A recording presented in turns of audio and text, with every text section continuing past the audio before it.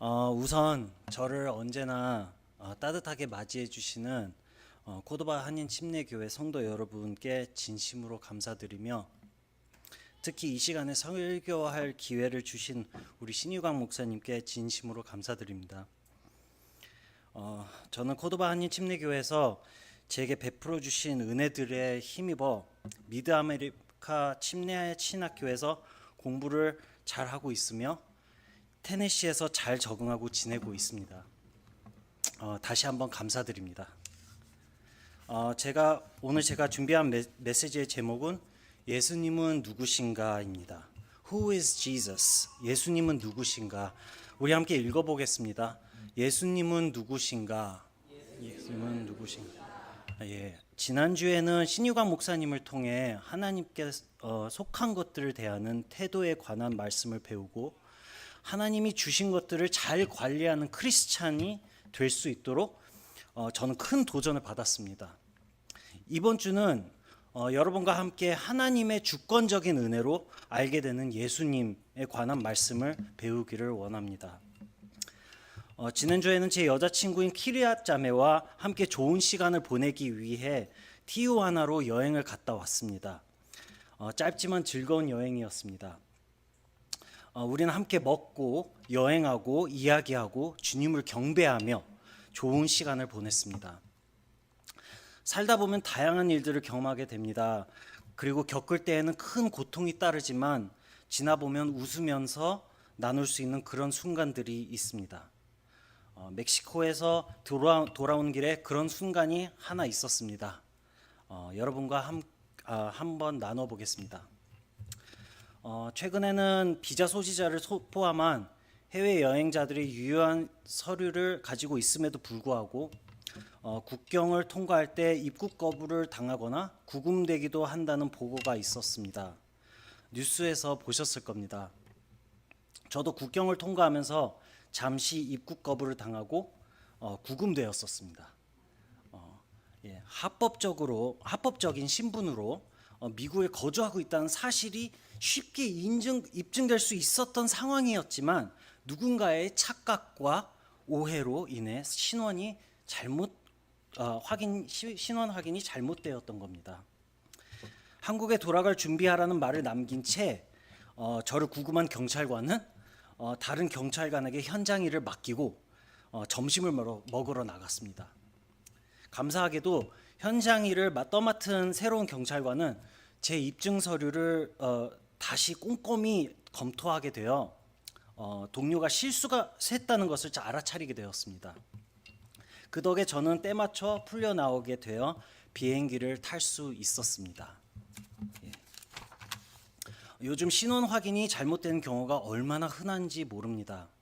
우리가 사는 사회의 사법제도와 우리의 일상생활에서도 발생하는 잘못된 유죄 판결의 가장 큰 원인은 신원 확인을 하는 절차에서 발생하는 착각과 오해 때문이라고 합니다.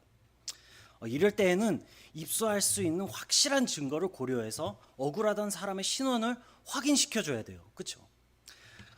한 사람의 신원에 대한 단 하나의 진실된 답변이 촉구되는 상황임을 인식해야 합니다. 우리는 예수님을 믿는 크리스천이라고 하지만 예수님이 누구신지에 대해 잘 모르고 세상적으로 예수님을 따르지는 않는지 마음을 점검해야 합니다. 크리스찬은 예수님이 누구신지 바로 알아야 합니다. 누군가와의 지속적인 만남과 편안한 대화를 통해 해야 그 사람을 잘 알아가게 되는 것처럼, 지속적인 말씀 공부와 기도로 예수님과 친밀해지는 시간을 가져야 성령으로 충만함을 입게 되어 예수님이 누구신지 잘 알아갈 수 있게 됩니다. 첫 번째 이야기를 나누겠습니다.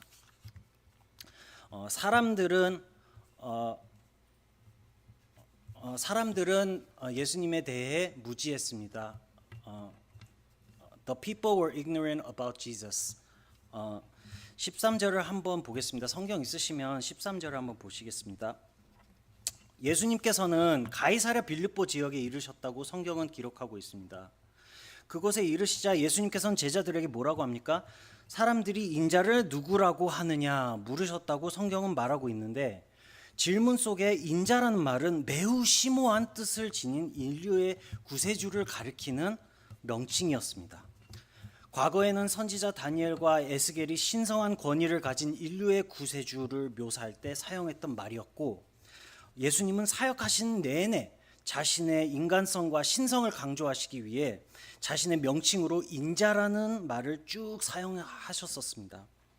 그렇기 때문에 제자들은 예수님이 던지시는 질문을 듣고 사람들이 나를 누구라고 하느냐 물으신 것으로 잘 알아들었을 겁니다. 예수님께서 말씀하신 사람들은, 그리고 예수님이 누구신지에 대한 다양한 견해들을 가지고 있는 유대인들과 비유대인들을 뜻합니다. 당시 유대인들 사이에서는 예수님이 누구신지에 대한 다양한 생각이 있었습니다. 그래서 14절을 보시면 사람들이 예수님이 침례 요한, 엘리야, 예레미야, 또 선지자 중 한 사람으로 생각하고 있다는 제자들의 보고가 있었던 겁니다. 어떤 근거로 예수님이 이런 유명한 선지자들이라고 주장했는지 알 수 없습니다.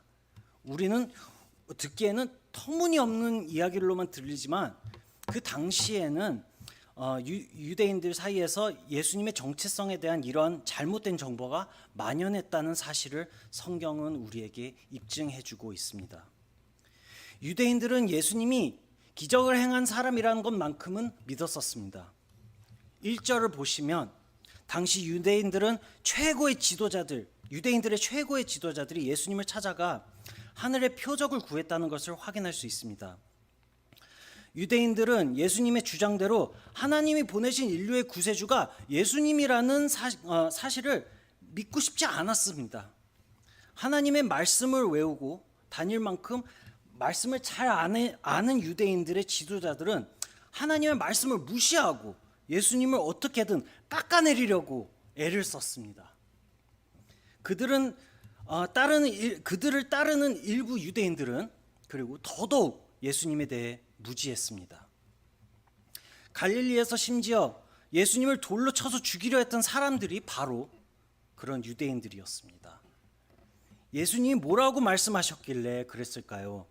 요한복음 10장 30절 31절 읽겠습니다. 나는 아버지와 하나이니라 하신대 유대인들이 다시 돌을 들어 치려 하거늘 I and the Father are one. The Jews picked up stones again to stone him. 하나님과 하나라고 주장하신 분이 예수님이십니다. 유대인들은 예수님이 거짓말쟁이거나 정신이 조금 이상한 사람으로 충분히 생각했을 수도 있습니다. 예수님이 제자들에게 너희는 나를 누구라고 하느냐 물으셨을 때 단 하나의 진실된 답변을 촉구하셨던 것입니다.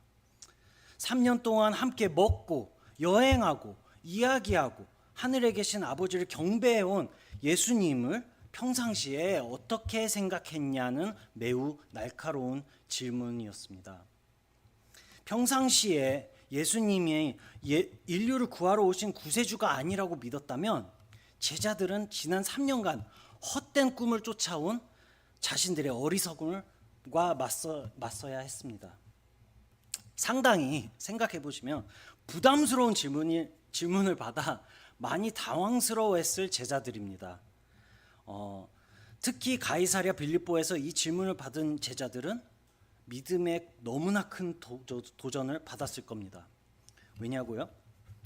가이사랴라는 곳은 이스라엘 저 북쪽의 헤르몬산이라는 높은 산 밑에 있는 이교도 구역이었습니다. 이스라엘 백성들이 약속의 땅인 가나안을 점령하기 전부터 그 지역은 우상을 숭배하는 명소였습니다. 로마 제국이 그 지역을 점령하게 되면서 조금 풍경이 달라져 그리스 로마의 우상들의 숭배지로 변했었던 것 뿐입니다. 이교도들은 그들의 우상들에게 이곳에서 동물과 사람들까지 제물로 바치는 만행들을 그곳에서 일삼았습니다. 살아계신 하나님께 반항하여 세상적인 풍습을 따라가는 이런 무지한 사람들을 예수님은 직면하시면서 제자들에게 너희는 나를 누구라 하느냐 물으셨던 겁니다. 예나 지금이나 하나님을 아는 지식이 없는 무지한 사람들을 직면하시는 예수님은 오늘날 우리에게 물으십니다. 너희는 나를 누구라고 하느냐? 우리는 그 날카롭고 좀 부담스러운 질문에 바로 답해야 합니다. 무지한 사람들과 부딪히더라도 믿음으로 잘 대답해야 합니다. 말씀을 근거로 예수님이 누구신지 답을 해야 합니다. 무지한 사람들 앞에서 부끄러움 없이 두려움 없이 당당히 예수님을 따르며 승리하는 삶을 살려면 우리는 예수님이 누구신지 바로 알아야 합니다. 그래서 두 번째 이야기 나누겠습니다. 예수님을 그리스도로 아는 지식은 하나님께서 주신 값없는 은혜입니다. Knowledge of Jesus as the Christ is an unmerited gift from God. 16절을 함께 보겠습니다. 12 제자들 모두에게 하신 예수님의 질문에 베드로가 대답을 합니다. 함께 읽겠습니다. 시몬 베드로가 대답하여 이르되 주는 그리스도시요 살아계신 하나님의 아들이시니이다. You are the Christ, the Son of the living God. 그리스도는 헬라어로 기름 부음 받은 자라는 뜻이고 기름 부음은 구약 시대 때부터 행해온 일종의 의식이었습니다. 정확히 따지면 특별한 직임과 관련된 의식이었습니다. 사람들의 인정을 받기도 전에 하나님에게 가장 먼저 인정받은 공적인 직임을 받을 때 행해진 특별한 행위였고 왕과 선지자, 제사장에게만 제한적으로 행해졌습니다. 세 가지 직임을 모두 받기에 합당하신 유일한 분에 대해 구약서에선 동의어로 메시아라는 단어를 사용했는데 크리스마스 때 자주 읽는 메시아에 대한 예언적인 말씀 구절이 이사야서 9장 6절에 있습니다. 함께 읽어보겠습니다. 이는 한 아기가 우리에게 낳고 한 아들을 우리에게 주신 바 되었는데 그의 어깨에는 정사를 메었고 그의 이름은 기묘자라 모시라 전능하신 하나님이라 영존하시는 아버지시라 평강의 왕이라 할 것임이라. For to us a child is born, to us a son is given, and the government will be on his shoulders, and he will be called Wonderful Counselor, Mighty God, Everlasting Father, Prince of Peace. 아멘. 이 구절은 인류의 구원과 관련되는 모든 것을 감당하시는 삼위일체 하나님의 대표자를 묘사하는데요. 베드로가 본문에서 예수님이 그리스도라고 했을 때 바로 그 대표자가 예수님이라고 고백한 겁니다. 따라서 예수님의 질문에 대한 베드로의 대답은 그야말로 모범답안이었습니다. 특히 제가 앞서 설명드린 가이사랴 빌립보의 배경을 생각해 보시면 베드로의 믿음의 고백은 실제로 위대했다는 것을 생각해 보실 수 있을 겁니다. 베드로는 자신을 돌아보지 않는 거짓신들과 맞서서 믿음의 고백을 했는데 이 고백이 가능했던 이유는 사람들이 따르는 신들은 살아계신 하나님을 모방하는 것임을 평상시에 믿고 있었기 때문입니다. 또한 약속된 메시아가 예수님뿐이라는 것을 평상시에 믿고 있었기 때문입니다. 하지만 베드로가 하나님의 도움 없이는 예수님의 신분을 알 수 없었습니다. 베드로는 단 한 번의 다른 유대인들과 대조되는 관점으로 예수님이 누구신지 고백은 했지만 예수님은 그에게 혈육이 이 진리를 그에게 알게 한 것이 아니라 하늘에 계신 아버지께서 알게 하신 것이라고 말씀하신 것을 17절을 통해 알 수 있습니다. 여기서 혈육이라고 하는 것은 인간이 관찰하고 생각하고 추론할 수 있는 타고난 능력을 뜻합니다. 결국 베드로의 대답은 사람들의 견해나 베드로 자신의 지혜로부터 나온 것이 아닌 하나님의 개입에 의해 나온 것이었단 말씀입니다. 여기서 우리가 기억해야 되는 중요한 점이 뭡니까? 그것은 바로 베드로처럼 우리도 그 믿음의 고백이 하나님의 은혜로 진심으로 고백될 수 있게 도와달라고 기도해야 한다는 것입니다. 예수님이 인류의 구원자라고 진짜로 믿는 고백을 할 수 있는 건 하나님의 은혜입니다. 누군가의 눈물의 기도, 간절한 기도를 들으시고 하나님께서는 저도 그렇게 흔들릴 때 흔들림 없는 믿음의 고백을 할 수 있도록 저의 마음을 바꿔주셨었습니다. 여러분에게 부탁드리겠습니다. 여러분 중 진짜 예수님을 아직 모르신 채 예수님을 따르시고 계신다면 정말로 예수님을 인격적으로 만나 스릴 넘치는 신앙생활을 하실 수 있도록 저와 함께 간절히 기도하시기를 주님의 이름으로 부탁드리겠습니다. 그리고 하나님께서 기뻐하시는 이런 기도에 응답이 더디다고 느끼시는 여러분들, 누굴 위해 중보하고 계시나요? 하나님이 언젠가는 그 사람의 마음을 바꾸실 거라고 약속하십니다. 그리고 하나님이 약속하시면 반드시 바꾸십니다. 하나님은 우리보다 그 영혼을 더 사랑하시는 분이시기에 절대로 포기하지 않으십니다. 세 번째 이야기 나누겠습니다. 그리스도께서는 세우신 가정과 교회는 결코 무너지지 않습니다. The family and church that Christ builds will never fall. 18절부터 다시 한번 읽어보겠습니다. 18절만 읽어보겠습니다. 또 내가 내게 이르노니 너는 베드로라. 내가 이 반석 위에 내 교회를 세우리니 음부의 권세가 이기지 못하리라. 이것은 많은 사람들에게 사실 어려운 구절입니다.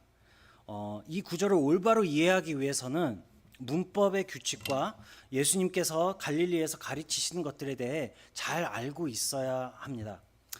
예수님께서 언급하신 이 반석은 쉽게 말해서 하나님의 새로운 성전이 세워질 모퉁이 돌이 예수님이시라는 이전에 확립된 개념을 상징합니다.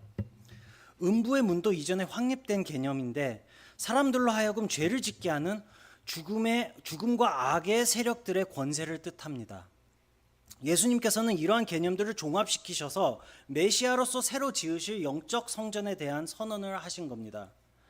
무엇을 선언하신 겁니까? 바로 예수님이 하나님의 아들임을 믿는 믿음을 가진 모든 신자들 안에 새로운 영적 성전을 지으실 것을 선언하신 것입니다. 베드로전서 2장 4절과 5절에서 이에 대한 설명이 있습니다. 함께 읽어보겠습니다. 사람에게는 버림바가 되었으나 하나님께서는 택함을 입은 보배로운 산돌이신 예수께 나아가 너희도 산돌같이 신령한 집으로 세워지고 예수 그리스도로 말미암아 하나님이 기쁘게 받으실 신령한 제사를 드릴 거룩한 제사장이 될지니라. 아멘. 예수님은 건물을 무너뜨린다고 해서 없어지는 교회에 대해 말씀하신 것이 아닙니다. 무너질 수 없는 영적 성전을 짓기 위해 사용할 수 있는 사람, 베드로 같은 사람을 말씀하신 것입니다. 복음의 메시지로 세상의 무지에 맞서기를 열망하는 사람들, 바로 그런 복된 사람들을 주님은 찾으신다는 것을 말씀하신 것입니다. 예수님이 세우신 교회는 영적인 공동체입니다. 따라서 예수님이 제자들과 서 계시는 절벽 위에 교회를 세우시겠다고 말씀하신 것이 아닙니다. 또한 역사적인 인물인 베드로에게 모든 권세를 주시겠다고 약속하신 것이 아닙니다. 예수님은 스스로 교회의 모퉁이돌이 되어 믿는 자의 마음속에 거하시겠다고 약속하신 것입니다. 그리스도가 다스리시는 영적인 공동체는 세상이 아무리 어지럽고 어수선하게 만들어 상처를 입게 되더라도 절대로 무너지지 않고 오뚜기처럼 다시 일어섭니다. 여러분의 가정에게도 예수님이 모퉁이돌이 되어주신다면 여러분의 가정은 절대로 무너지지 않습니다. 천국에서 영원히 주님과 함께 무너지지 않는 가정으로 살아갈 수 있습니다. 말씀의 매듭을 지어보겠습니다. 예나 지금이나 살면서 바로잡아야 할 가장 중요한 것을 뽑으라면 예수님의 정체성입니다. 모든 사람에게 중요합니다. 기독교가 참인지 거짓인지 모두 의견을 가지고 있습니다만 정답이 여럿일 수 없는 문제입니다. 여러분, 하나님의 축복은 예수님이 누구신지 올바르게 알고 믿고 따르는 사람에게만 약속되어 있습니다. 그렇기 때문에 예수님은 제자들에게 인간의 반역과 적대감에 직면하여 확신과 단호함을 가지고 자신을 올바르게 알라고 촉구하신 것입니다. 오늘도 예수님은 여러분과 저에게 똑같이 참 그리스도에 대한 이해를 촉구하십니다.